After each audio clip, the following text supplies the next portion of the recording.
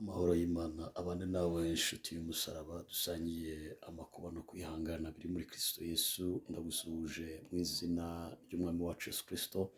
Nk'uko bisanzwe ni Prophet Apostle Evode, kwemera kandi ugukunda mu mwami wacu.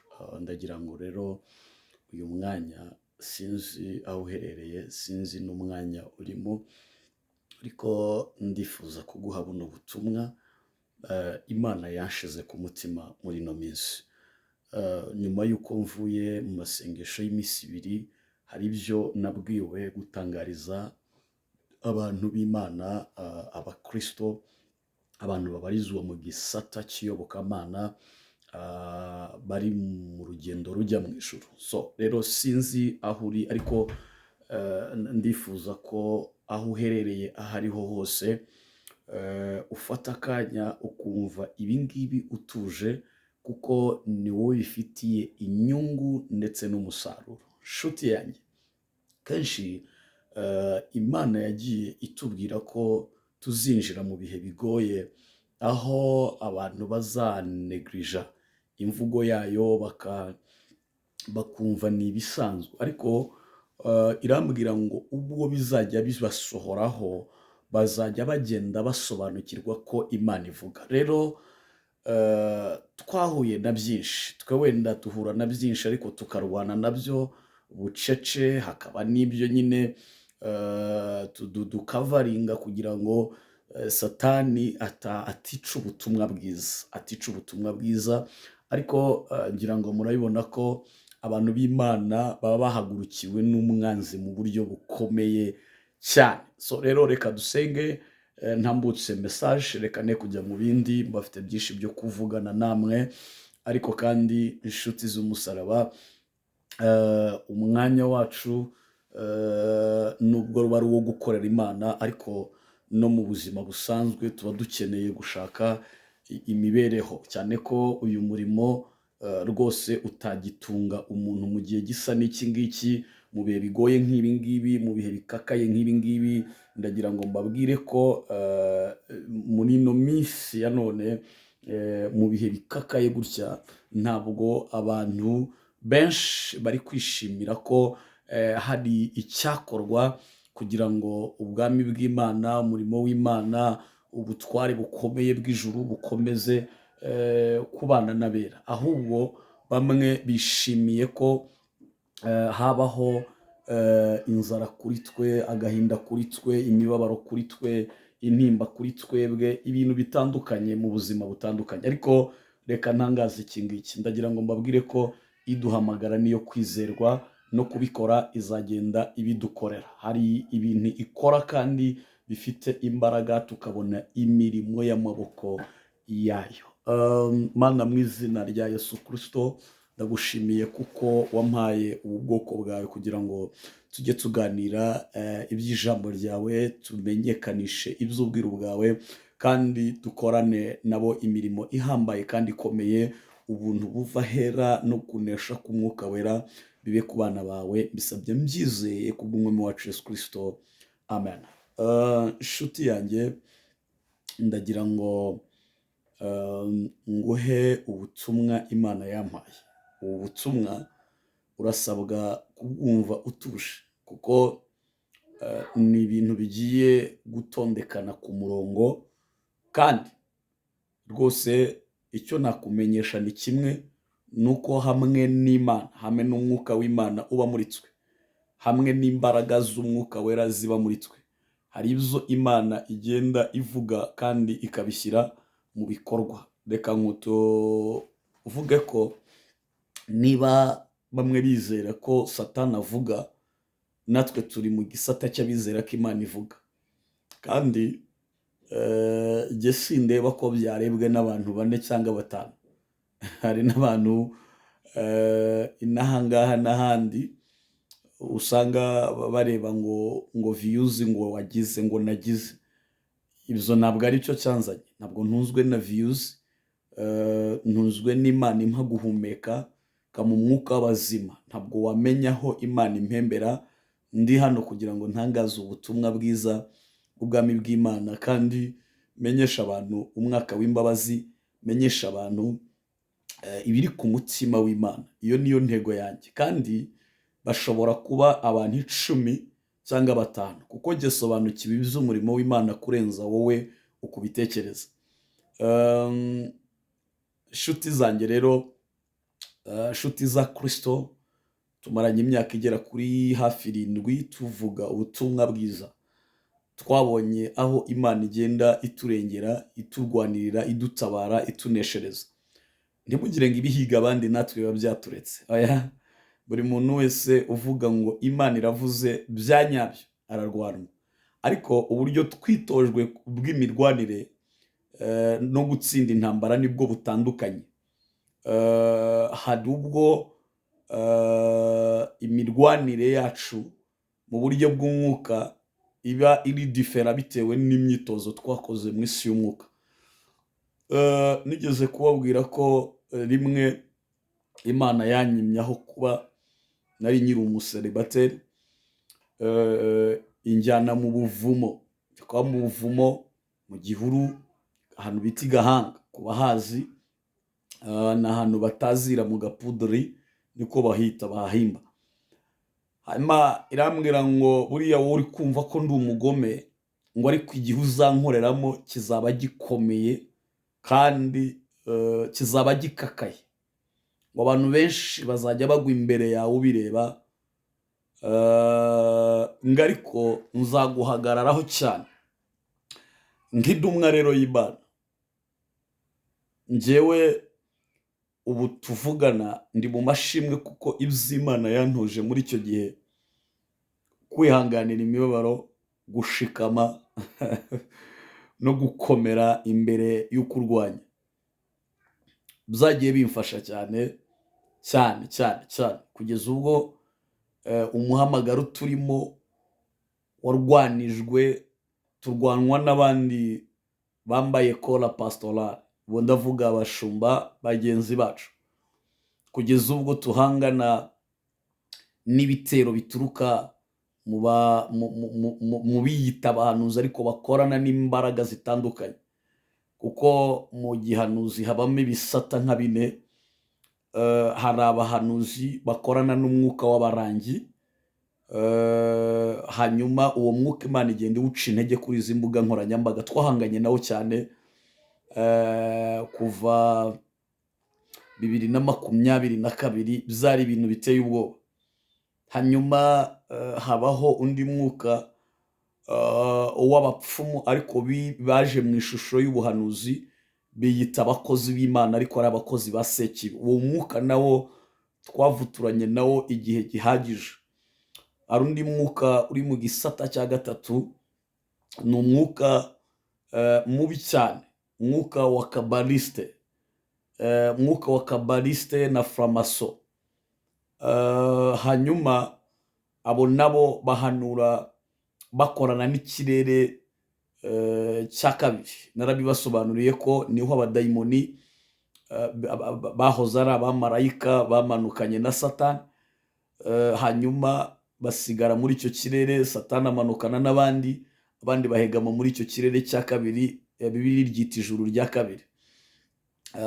Ubisanga mu Befesi ibice 6 umurongo w'10, haravuga ngo ibisigaye mukomerere mu mwami no mu mbaraga z'ubushobozi bwe bwinshi, ngo kuko tudakirana n'abafite inyama n'amaraso, ahubwo dukirana n'imyuka mibi y'ahantu ho mu ijuru. Ni ijuru rya kabiri rikoreramo imyuka ya kabaliste.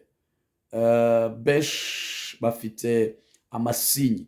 Hanyuma uwo mwuka ugereranwa n'igihunyira. So ni ibintu nzagenda mbasobanurira mu minsi iraza kuza, ko ndenda guhuguka bihagije, nkicara hano kuri kamera tukaganira n'abagenzi bajya mu ijuru. Narababwiye ngo tugereyo turi bake ariko tuzagerayo mu izina rya Yesu. Hanyuma rero inshuti z'umusaraba, ndagira ngo wowe unkurikiranye nkugezeho ibi ngibi Imana yambwiye ngo nkubwire. Imana yanyeretse ibintu bikomeye cyane. Nagiye kubona mbona umuntu afite inkota ityaye cyane, hanyuma imbere ye mbona handitseho ngo umugome, umwicanyi. hanyuma nkajya mbona uwo muntu ari gufata abana b'impinja akabasatura imitwe ahereye mu gahanga nk'ukeka voka ayihereye ku mutwe, hanyuma ngo ndaho ngaho ngo ubwoba buranyica cyane, nari ndi mu nzozi, nari ndi mwiyerekwa rihambaye cyane. Hanyuma ngo ndamubwira ngo ibyo bintu uri gukora ni ibiki?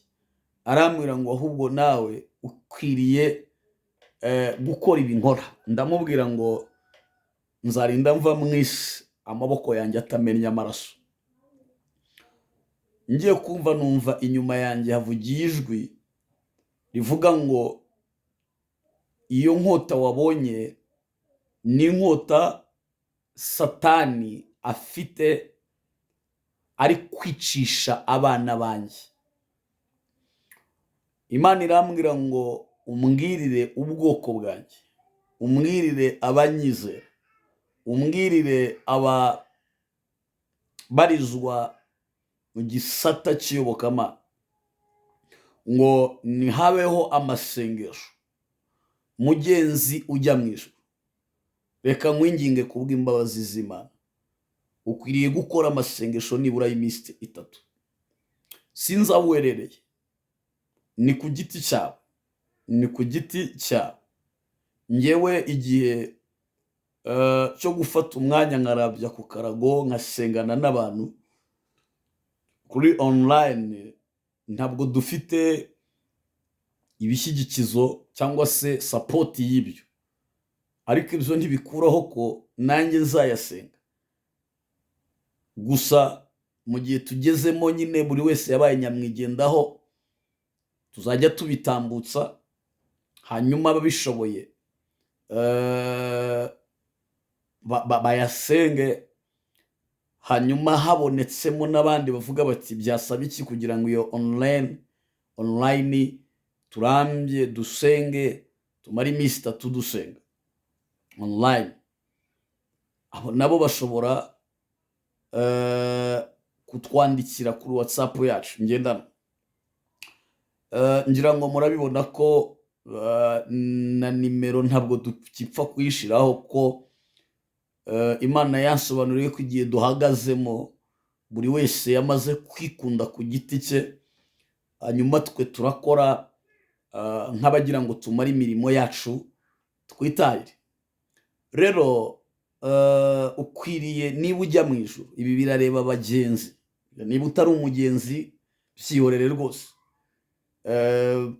Hanyuma birareba abagenzi bari kugana mu rurembo rwera, mu mudugudu w'ijuru, abari mu mudugudu w'irimbukiro, igihe muragifite cyo gukritika no kurangazwa n'ibindi, ariko twebweho dufite gusubira inyuma, dufite kwavasa. Hanyuma ndabwirwa ngo iyo nkota kandi Satani afite ntabwo ari kwica abantu nk'umena amaraso, ahubwo ari kwica abantu mu buryo bw'umwuka. Nabonaga akatagura imitwe ahereye mu gihorihori. Hanyuma hari abantu yagiragaho nkabona biri kumunanira, ari gushingamo inkota bikanga, akavuga utuntu tw'uturaso duto ariko bikanga. So Imana irambwira ngo umugenzi ujya mu ijuru ukwiriye gufata ibihe by'iminsi 3 ugasenga muri teme ivuga ngo iki? Senga usaba protection y'ijuru. Imana ikurinda amaboko y'umubi. Aya maboko nabonye yarasumiye abantu benshi, n'abantu dukeka ko bahambaye mu mwuka, mbona uko kuboko kwarabasumiye kandi kwabagizeho icyo nakwita ububasha. Message ya kabiri, nagiye kubona mbona iki kirere kirimo abantu bari kuguruka bafite bameze nkaho bambaye amababa. Hanyuma nkomeje kwitegereza mbona munsi y'aho hantu abantu bari kugurukira mbona hashinzemo ibiti bisongoye, numva ijwi rivugana nanjye ngo imitego y'abana b'Imana ngo ni myinshi Satani yateze, ngo ariko ngo Imana ngo igiye kurwanirira abantu bayo ku buryo bukomeye cyane. Ngo igiye kubarwanirira, ngo aho babategeye ngo siho bazajya babonera umuntu. Bivuze ngo ugiye kujya utegerwa ibumoso, Imana igucisha iburyo. Ugiye kujya wohererezwa amarozi aciye ku butaka Imana ikugurutse. Ngo Imana yiteguye gukorana n'abantu bayo mu buryo bukomeye cyane. Nshuti z'umusaraba rero bakundwa muri Kristo Yesu, ndagira ngo mbabwire ko turarinzwe n'imbaraga zikomeye cyane, turarinzwe mu buryo buhambaye cyane, kandi uburinzi buturiho ni uburinzi bw'Uwiteka. Ntacyo abadayimoni bazadutwara, kubera ko iduhamagara niyo kwizerwa no kubikora, kandi izabikora. Iyi message rero nahawe, ndagira ngo ngusabe usenge, winginge, uhendahenda Imana kugira ngo Imana igumane nawe. Ubutumwa mbuhabwa nabwiwe n'Imana ngo wongere kandi utambutse ibyanjye uko nabiguhaye, kandi ngo unkorere ntacyo urebye. Hanyuma ikindi umwuka w'Imana yamishuriye, Imana yarambwiye ngo benshi bazi ko yacecetse kandi bayinesheje, cyangwa se bayishoboye, bayicecekesheje. Irambwira ngo nibutse abantu ubwo umwami Farawo yangaga kurekura ubwoko bw'Imana, yanga kubarekura, agatuka n'Imana ku mugaragaro, akanabwira Mose ngo iyo yagutumye ni ya hehe, ninde? Ikavugira muri Mose ngo nduwo ndiwe. Hanyuma Farawo aranga. Imyaka ingana niyo Abisirayeli bamaze muri Egiputa, ariko ibyo ntibyari bikuyeho ko Abisirayeli ari ubwoko bw'Imana kandi bwatoranijwe bukorana n'umugabo w'umunyembaraga witwa Imana. Imana rero irambwira ngo kandi nibutse abantu ubwo umwami Nebukadinezari yari umwami w'i Babyloni, yarayoboye ibihugu 127. Ubuhangange bwe bwari buzwi n'amahanga yose, yari yanesheje amambi n'ibikomangoma. Abami baramwumvaga bakadagadwa. Ibihugu byose yarayoboye, itegeko rye ryarindwaga mubi. Yari afite ibihano bihambaye byo kwica abantu, harimo gutwika abantu, kubicisha inkota babakasa imitwe, ndetse no kubateza amarozi afite imbaraga, kuko yagiraga ishuri rya gikonikoni ryo kuroga. Ariko Imana aramubwira ngo nibutse abantu ko Nebukadinezari amaherezo ye yarangiye ari umugabo uri kujya kurisha nk'inka mu gihuru, abarinzi bahari ntibamenye aho yanyuze. Hari undi mwami yagiye muri stade arivuga, yitwa Herode. Herode yaravuze, abaturage baravuga ngo asigaye ameze nk'Imana. Uwo mwanya mu ijuru hamanutse urushyi rwa marayika, ariko n'Imana yari irwohereje, rwamukubise mu gutwi, uwo uri kuvugira muri stade yahise ahinduka inyo ako kanya direct. Rero ntago wanesha Imana. Imana iceceka ikurwaye. Imana ibika icyo bita inzigo. Imana ntabwo ikangwa, Imana la loda bilida silivone kitalamosa. Imana ni nyembaraga nshuti yanjye. Imana wariyama wasinzira ntukanguke. Imana gutuka Imana ni kizira. Ishobora kudahana nawe, ariko entire guhora kw'Imana kuri ku nkoni y'abayishaka ntabwo imenyerwa. Ni umugabo utamenyerwa.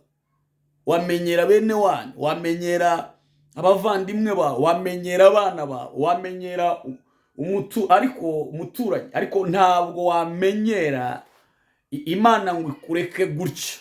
Kandi mbibutse ko iyi Imana igiye gukubita Satani, irabanza ikamuha promotion, irabanza ikamupromoting. Mbivuze ibimbabaye nka message nabuze uko ntambutsa, ariko hari ibintu bidakinishwa. Sendayizi uzaze nkubarire. Imana yihamagaye umuntu ntarara ku isi. Imikino abantu bakina nayo, ushaka gukina football, ushaka gukina agapira, ushobora gukina n'icupa ry'inzoga cyangwa rya fanta, cyangwa ugakina na kawungu yirya. Ariko ndababuriye, ndi gutanga imiburo ikomeye. Guhaga tugatangira kwandagaza Imana ku mugaragaro no kuyituka mu ruhame.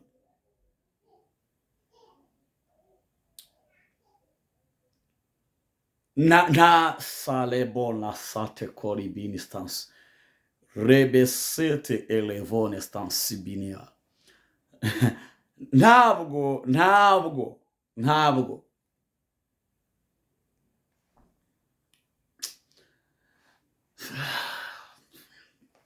buze uko mbisobanura, ariko Imana irababaye bavandimwe.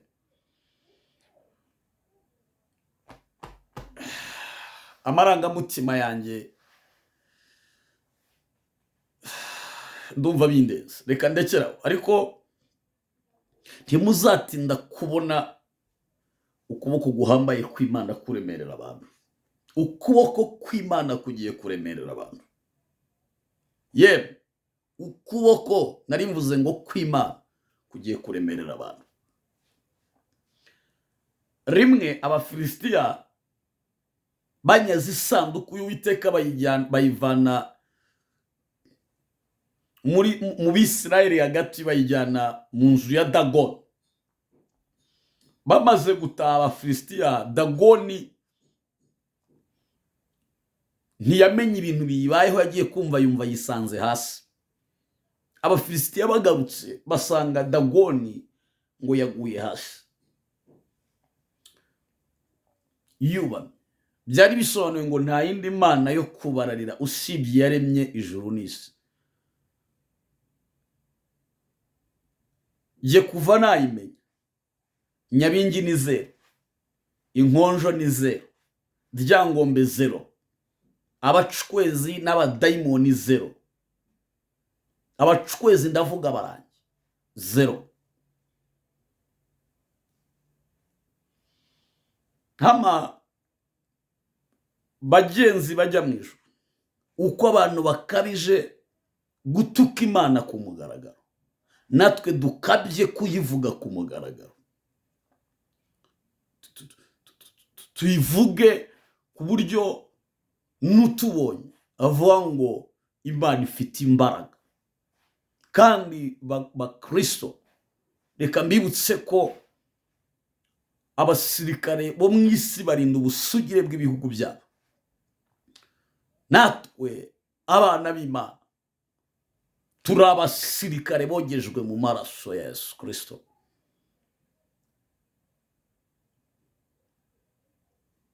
Nitwe basirikare ba mbere bazabaho no mu rupfu. Nta wundi musirikare ku isi ufite umwitozo wo kubaho mu rupfu. Dukwiriye natwe rero kurinda ibyo kwizerwa. Dukwiriye kurwana intambara nziza. Ni igihe cyo gukizwa byeruye. Ni igihe cyo kwegera Imana aho kuyunga. Imana iguha umugisha. Reka ndekeraho nagira ibyo sandaza, ariko ntibitinze, biri bugufi cyane ngo bimenyekane niba Imana ifite imbaraga cyangwa koko ari zeru nk'uko abantu babivuga. Imana ifite zeru kweli. Hollywood muri Amerika, ni Hollywood nihe hajya gushya, aba hari utubwire muri comment ngo habaye ibirori, ni story twumva sinarimane, ariko byarabaye ku ma TV turabibona. Wabaye ibirori ngo abantu bashimira abakire, bashimira abakomeye, bashimira abapresidenti, bashimira abanyamideli, bashimira abakinnyi b'amafilme, bashimira abahanzi bakomeye baba Freemason na Illuminati. Ngo niba ari MC wari uyoboye ibintu aravuga ngo noneho ngo ibya bindi bajya bavuga ngo ni Imana ngo yo murayihangaye, ngo abantu bavugira rimwe ngo Imana ifite zeru, nta kintu yakoze. Okay, ibyabaye nta kindi, ni umwoto.